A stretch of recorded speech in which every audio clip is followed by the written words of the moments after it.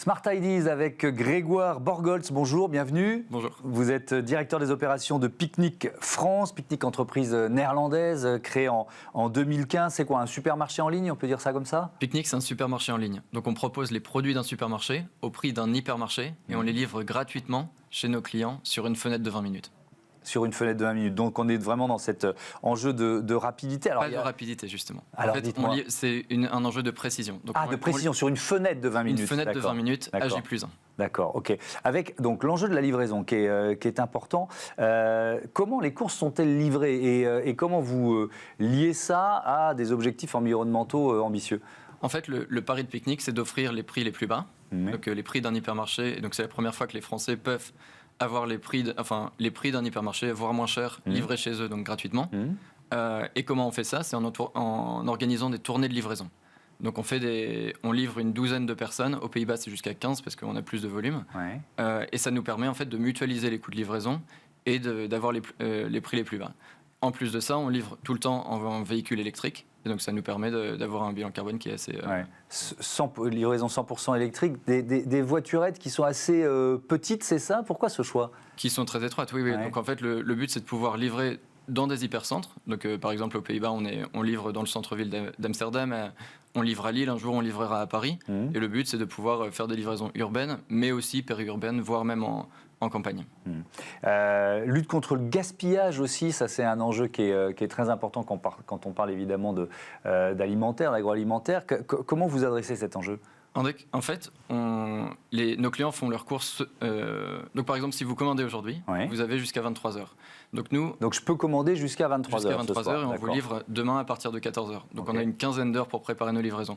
Donc, ça nous permet d'être plus efficace au niveau de nos livraisons, de faire les tournées d'une douzaine de personnes, comme je disais tout à l'heure. Mais surtout, ça nous permet aussi de commander le frais et l'ultra frais ce soir.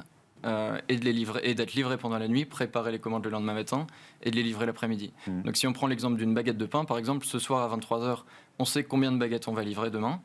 Elles sont produites par notre boulanger demain matin, livrées et préparées demain en fin de matinée et livrées chez nos clients l'après-midi. Et donc en fait, il n'y a aucune baguette de pain qui est produite pour Picnic et qui n'est pas livrée. Quel est le rôle, la place des données, de la data dans votre modèle pour pouvoir justement mutualiser les livraisons, faire en sorte que ça arrive frais et en moins de 24 heures? C'est très central. Donc on a une logistique qui est très très précise, donc, qui est permis, et ça c'est permis notamment par la tech. Mais aussi, on a des prévisions de vente, produit par produit, jour par jour, semaine par semaine, qui sont très très précises. Et ça nous permet aussi d'avoir des achats qui sont précis aussi grâce à la tech et à cette donnée pour éviter le gaspillage aussi. Donc vous anticipez en quelque sorte les effets de mode ou les effets de saisonnalité autour des produits. C'est combien de villes desservies en France aujourd'hui, Picnic? On en est à 200 villes à peu près. Donc les villes vont de Lille, qui est la plus grosse, à des petits villages de 500 habitants. On en a ouvert 64 la semaine dernière en Ile-de-France.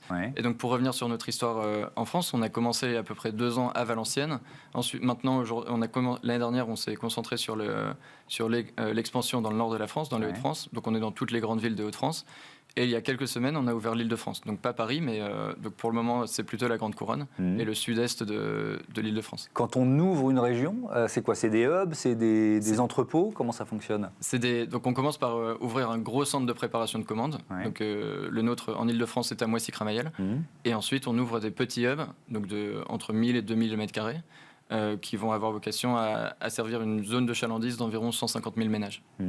Par principe, on est dans le circuit court. C'est dans votre modèle, le circuit court? Le principe, c'est un modèle efficace. On n'est pas qu'en circuit court, donc on a aussi bien des marques nationales que mais à terme, et c'est vrai qu'aux Pays-Bas, on le fait beaucoup mieux qu'en France, on a beaucoup plus de produits locaux. Donc en France, pour le moment, on a des bières locales, des fromages locaux qui ne sont pas de l'hyper frais.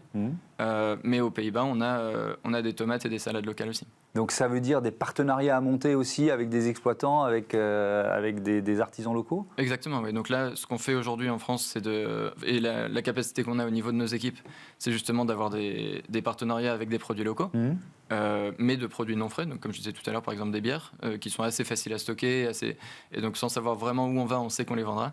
Mais demain, le but, c'est aussi d'avoir du circuit court sur les fruits et les légumes. Merci beaucoup Grégoire Borgols, à bientôt sur Bismart. Voilà, c'est la fin de ce numéro de Smart Impact. Merci à toutes et à tous de votre fidélité à Bismart, la chaîne des audacieuses et des audacieux. Salut.